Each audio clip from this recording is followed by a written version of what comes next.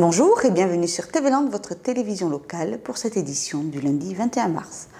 Après avoir pris la route de Cabreton et de son cordon dunaire, nous nous rendrons à Dax pour assister à la représentation d'un grand classique du théâtre par les lycéens du groupe scolaire Saint-Jacques de Compostelle. Puis nous prendrons l'air avec une session d'entraînement physique d'un genre tout nouveau à Saint-Paul-et-Dax. Enfin, nous nous rendrons à Messanges assister à son bal country avant de refaire un petit tour dans la cité thermale pour une rencontre cinéma. Impliquer ces citoyens volontaires pour la restauration et la préservation de son littoral, véritable fleuron de la commune, telle était l'idée originelle de la municipalité de Cabreton avant d'entamer ce chantier censé redonner à la dune son visage d'antan. Une idée que nous vous présentions il y a quelque temps, mais qui depuis a fait son chemin pour devenir réalité.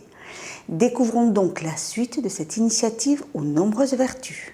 Participer à la réhabilitation du cordon dunaire et ainsi prendre part au deuxième plus grand chantier aquitain depuis 50 ans, tel était le but de l'action des citoyens de la Dune.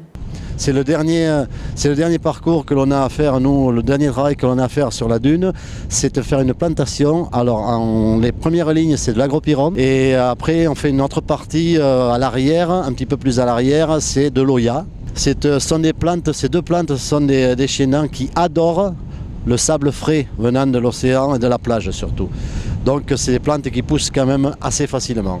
Ces journées permettent aussi aux citoyens de sortir, de se retrouver et de faire des activités où ils peuvent se sentir impliqués. C'est bien pour nous, pour le Cabretonais, que tout le monde soit content de la dune d'ici. Voilà. Je pensais que la dune était abîmée quand on marchait n'importe comment, mais là, en ayant vu tout ça, effectivement, j'en parlerai autour de moi, pour sensibiliser les gens, parce que je ne le savais pas qu'il fallait faire tout ce travail pour tenir le sable. Sur des gros chantiers comme ça, il faut être très réactif. Et ces journées citoyennes nous permettent en même temps de travailler plus sereinement, parce qu'on sait qu'on aura du monde pour travailler sur ces dunes assez rapidement. On les encadre, ça se passe toujours très bien, il n'y a pas de soucis. Ils plantent ou ils couvrent de façon tout à fait professionnelle, je vais dire.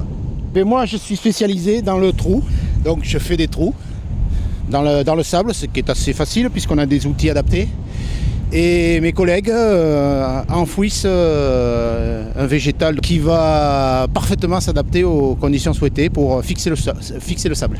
Donc comme nous sommes dans un milieu très exposé, très fragilisé, il paraît souhaitable de faire quelque chose. C'est ce qu'a décidé la municipalité de Cabreton. Et comme je suis cabretonais, je suis solidaire et citoyen. Ces volontaires bénévoles, qui sont la plupart des habitués, répondent présents à ces journées de sensibilisation. Je viens tous les mercredis, même un jeudi, et on se retrouve avec d'autres personnes. C'est vraiment super. C'est une entraide et c'est des bons moments que nous passons. Et en plus, on fait de l'exercice physique gratuitement. Donc c'est génial pour moi. Une fois qu'on aura planté tout ça, on pourra voir dans quelques mois voir arriver une multitude d'autres plantes de dunes. Ce sont des plantes spécifiques dunaires. Cependant, l'ONF aimerait que ces journées touchent davantage les citoyens afin de lutter plus efficacement contre la dégradation des dunes. Dans le cadre de l'opération de la ville de Dax, ce nom plutôt évocateur, les lycéens sur les planches. La troupe Mighty Girtaner, composée d'élèves du groupe scolaire Saint-Jacques de Compostelle, se sont frottés à l'un des standards du théâtre les plus connus, Antigone de Jean Anouilh. Une performance reproduite 3 soirs consécutifs, prouvant, si besoin était, que modernisme et classique peuvent faire bon ménage. Cette année, la troupe de théâtre Mighty Girtaner du groupe scolaire Saint-Jacques de Compostelle a joué la tragédie grecque Antigone dans la version modernisée par Jean Anouilh. C'est une tragédie moderne. C'est qu'il y a ce fameux mélange des genres. Et donc, à côté du tragique, il y a du burlesque. Anouilh a introduit des éléments burlesques avec ses gardes qui jouent aux cartes et qui sentent l'ail et qui boivent du vin. Donc, il y avait quand même des éléments de comédie dans cette pièce. Un mélange des genres étonnant d'ailleurs. Parce que même dans certaines scènes, d'une réplique à l'autre, on passe du comique au tragique. Et ça, c'est vraiment étonnant. Mon chéri, c'est pour votre bon ami. Mon chéri, j'ai voulu mourir. Tu ne vas peut-être plus m'aimer. Mon chéri, j'ai voulu mourir et tu ne vas peut-être plus Mais, tu penses que la douleur et la peur de mourir c'est assez? Oui, mais sers-toi de ces prétextes. Antigone, ma petite sœur, je t'en supplie. Avec cette pièce de théâtre, la troupe n'a pas choisi la facilité, mais elle a su relever le défi proposé par leur professeur. Ils nous avaient soumis plusieurs pièces. On avait décidé, en s'entendant mutuellement, la troupe de partir pour Antigone. Ça nous changeait un peu des pièces, ça faisait 2 ans de suite qu'on avait fait des comédies. Et donc Antigone, c'était un essai pour nous qui s'est révélé plutôt positif parce que je pense qu'on a tous pris plaisir à jouer cette pièce-là. Personnellement, je me suis reconnue dans le rôle d'Antigone et ça m'a beaucoup aidé pour l'interpréter pendant ces 3 soirs. C'était un révolté et un traître, tu le savais. C'était mon frère. Tu avais entendu proclamer l'édit à tous les carrefours. Tu l'avais lu, l'affiche, sur tous les murs de la ville? Oui. Tu savais le sort qui était promis à celui, quel qu'il soit, qui oserait lui rendre les honneurs funèbres? Oui, je le savais. Sur scène, pendant plus de 2 heures, les jeunes comédiennes et comédiens ont déroulé la pièce avec justesse et aisance. En fait, ça allait, c'est pas un énormément grand rôle que j'ai, mais comme c'est une tragédie, c'est vrai que de s'adapter peut-être à une pièce assez compliquée, c'est une très très bonne expérience pour une première fois. Et c'est une grande œuvre, du coup c'est toujours un plaisir. Pour Créon et Antigone, c'est vrai qu'ils avaient énormément de textes, même les autres personnages, et faut vraiment se mettre dans le rôle. C'est pas facile de jouer une tragédie. Je pense que c'est quelque chose qu'il faut vraiment ressentir à certains moments. On a tous eu du mal pour les différents rôles, mais je pense qu'au final, ça donne quelque chose de très joli. Même si c'est une tragédie, je pense que les gens ont été heureux de venir nous voir. Une tragédie que l'on pourrait qualifier de solidaire, puisque cette 3e et dernière représentation a été jouée au profit de l'association Vaincre la mucoviscidose. Concrètement, quand on rentre sur scène, il n'y a pas beaucoup de changements, mais c'est vrai que c'est particulièrement plaisant de voir qu'on joue, pas seulement pour le plaisir de jouer nous et de donner du plaisir au public, même si c'est déjà beaucoup, mais aussi pour se rendre utile, et c'est vraiment une fierté pour nous de pouvoir aider ces malades. Vraiment, ça donne un sens à ce qu'on a fait, vraiment. À l'issue de la représentation, la troupe a été ovationnée par le public et félicitée par leur professeur. Exceptionnel. Voilà, j'ai pas d'autres mots. Je suis sous le charme. Si de coutume, le week-end est réservé à la pratique d'activités sportives, il peut également être propice à la découverte de nouveautés. Ainsi, pour les plus sportifs d'entre nous, fini les longues minutes de course à pied ou les longueurs en piscine. Découvrez le bootcamp, un entraînement collectif en milieu naturel où jeux et efforts intenses sont étroitement mêlés. Dimanche matin, Guillaume Réton, coach sportif, avait donné rendez-vous à ses élèves pour un entraînement particulier qui a débuté gentiment par le tour du lac avant d'entrer dans le vif du sujet. On est en phase de préparation avec un groupe de sportifs pour la Spartan Race, qui est une course d'obstacles. Et l'objectif, là, c'est de venir faire une petite préparation avec d'autres gens qui vont cotiser pour nous financer le voyage, tout simplement, pour les frais de transport, les frais d'alimentation, tout ça. C'est un petit plus pour mes sportifs. Donc nous, on est 23 à partir au mois de mai. Là, ce matin, je pense que j'ai une petite quinzaine de mes clients qui sont là. Et on a environ 20-22 personnes qui viennent se greffer au groupe justement pour le financement.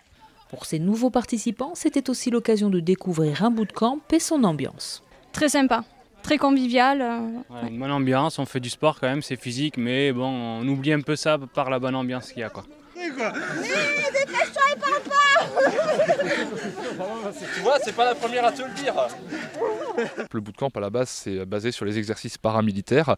Donc je reprends cette thématique-là, ça va être que des exercices au poids de corps. Donc on va utiliser tout simplement ce qu'on appelle la force fonctionnelle, c'est ce qu'on se sert tous les jours, les jambes, les bras, sans matériel, pour créer des exercices.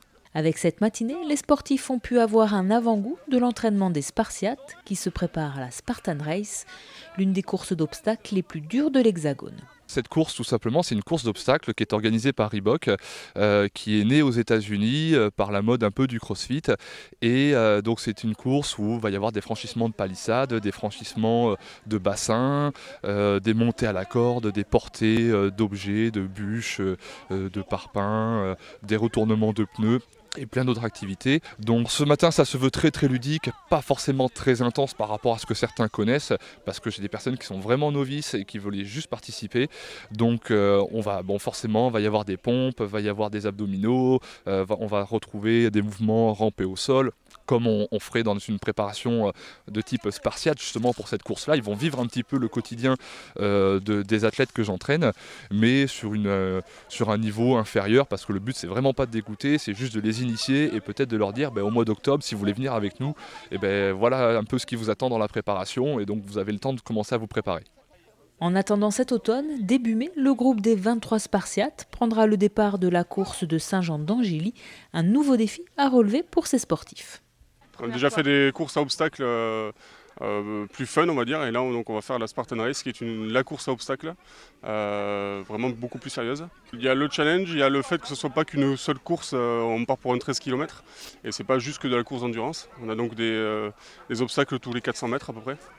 Voilà, donc, plus l'ambiance, un nouvel objectif. Si courir, sauter et ramper vous tentent, alors n'hésitez plus, les bootcamps et les courses d'obstacles sont faits pour vous. Allons à présent à la découverte de la danse country. Assimilée à la campagne américaine profonde, la culture country compte de nombreux adeptes près de chez nous, à l'instar des Messangels, le club de country basé à Messanges. Ce club organisait son bal country ouvert aux curieux, mais aussi aux initiés. Si vous êtes amateur de chapeaux, de cow-boy, de cuir et de Santiago, au bal country de Messanges, vous auriez été comblés. En effet, ils étaient nombreux à avoir répondu présent pour ce bal caritatif et déguisé. C'est une manifestation, nous l'avions prévue en fin d'année et il était programmé malheureusement le lendemain des attentats. Donc il a été annulé et reporté à aujourd'hui. Là, comme c'était en période de carnaval, on a voulu marquer le coup en se déguisant un petit peu. Mais normalement, on est bon. Vous voyez, les bottes, cow-boy, on essaie quand même de suivre le code.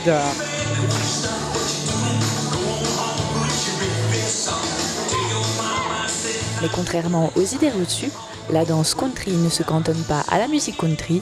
La playlist mélange morceaux modernes et standards de tout style pour des danseurs de tout niveau. C'est très varié. Il y a la danse country, il y a plusieurs rythmes. Il y a de la salsa, du rock. Nous dansons des chorégraphies qui sont faites sur des musiques actuelles. Ensuite, il y a ce que l'on appelle dans la country les danses du pot commun. C'est-à-dire qu'une fois l'an, il y a des chorégraphies qui sont choisies par l'ensemble des clubs.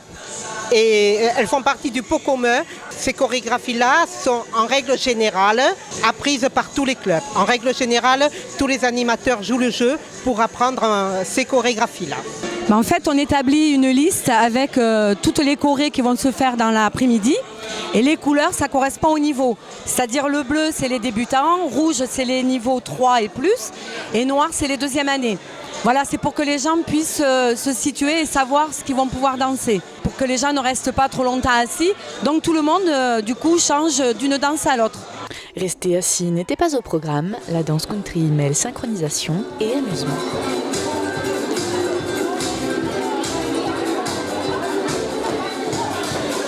La danse country, ça va de 7 à 77 ans. C'est très très bon pour le déplacement dans l'espace, la coordination des mouvements, la mémoire, parce que c'est pas du tout facile à retenir, parce que chaque danse a une chorégraphie particulière. Donc là, vous voyez, cet après-midi, nous allons avoir peut-être 80 danses, donc 80 chorégraphies différentes. C'est pas si évident que ça. Oui, c'est super convivial, mais l'avantage de la danse country, c'est qu'on n'a pas besoin de cavalier ni quoi que ce soit. On peut se mettre dans la ligne, essayer de suivre, et c'est vraiment une ambiance bon enfant, de partage, enfin c'est génial quoi. En colonne ou en cercle, mais jamais seuls, les danseurs ont mis le feu à la piste, partageant leur rythme et leur bonne humeur. À l'occasion de la fête du cinéma qui s'achèvera le 22 mars, nous avons décidé de mettre en lumière un film tout droit venu du Québec. De passage au cinéma de Dax, l'actrice principale Céline Bonnier nous confie ses impressions sur le tournage et l'histoire de La Passion d'Augustine. Regardez. Rencontre au cinéma de Dax avec une actrice québécoise, Céline Bonnier, venue présenter en avant-première son film La Passion d'Augustine. L'histoire d'un couvent dans les années 70 où l'actrice joue une mère supérieure, stricte et passionnée par la musique classique. Un personnage dans lequel l'actrice s'identifie, lien direct avec son passé. Moi, j'ai adoré la vie de couvent. J'ai adoré ça. J'ai appris à vivre avec plein de filles parce que moi, j'ai appris à vivre avec plein de garçons parce que j'ai 6 frères et une sœur. Donc, j'ai adoré. Ça m'a appris à vivre. J'ai rencontré des religieuses fantastiques, des professeurs qui m'ont fait choisir la musique aussi. Cette femme-là n'était pas religieuse, mais quand même, c'est dans ce contexte-là que je l'ai rencontrée, puis qu'elle m'a révélée à moi-même, en fait, parce que la musique a été quelque chose de très important dans ma vie. J'ai étudié en musique avant d'étudier en théâtre, en fait. Une passion musicale que transmet Mère Augustine à ses élèves, au sein desquels figure sa propre nièce Alice, jouée par Lysandre Ménard. Cette dernière musicienne de base révélant pour l'occasion ses talents d'actrice. Ça a été fantastique. Je connaissais pas Lysandre. C'est une musicienne, Lysandre, qui joue dans le film et qui s'est révélée une actrice formidable, d'une photogénie magnifique. Et puis, on a été très, très proches, elle et moi. On est très proches, elle et moi. On s'est vraiment reconnus, entre guillemets. Je sais pas comment dire autrement. On s'est reconnus, puis même si j'ai 50, puis elle a 22, c'est comme ma fille, ma soeur, mon amie, ma nièce et tout. Lysandre, c'est quelqu'un que j'admire et que j'adore. Ce drame québécois qui retrace surtout le parcours d'une femme religieuse à l'époque des réformes d'État pour l'école publique et un moment clé de sa vie personnelle. À moins de miracle, nous ne serons plus ici très longtemps. Qu'avez-vous l'intention de faire? On va se battre. C'est le combat de Sœur Augustine pour garder le couvent ouvert. Mais on se rend compte que son réel combat, c'est plus une rencontre avec elle-même, une rencontre naturellement qui va se faire à travers la connaissance de sa nièce. La rencontre de ces deux femmes-là, en fait, va être déterminante pour Sœur Augustine, mais va être déterminante aussi pour la jeune qui va, elle aussi, tirer parti de la force et de la fragilité d'Augustine. En fait, ces deux femmes-là vont se transmettre, c'est vraiment aussi une histoire sur la transmission, vont se transmettre des forces et des valeurs qui vont leur permettre de s'épanouir l'une l'autre. Ici, nos filles apprennent que la musique peut être une prière pour l'âme. Faites confiance à la Providence qui a toujours su assurer votre avenir. Encore faut-il savoir l'aider, ma mère. Nommée 11 fois au Québec, La Passion d'Augustine rafle tous les prix du public et sortira le 30 mars prochain dans toutes les salles.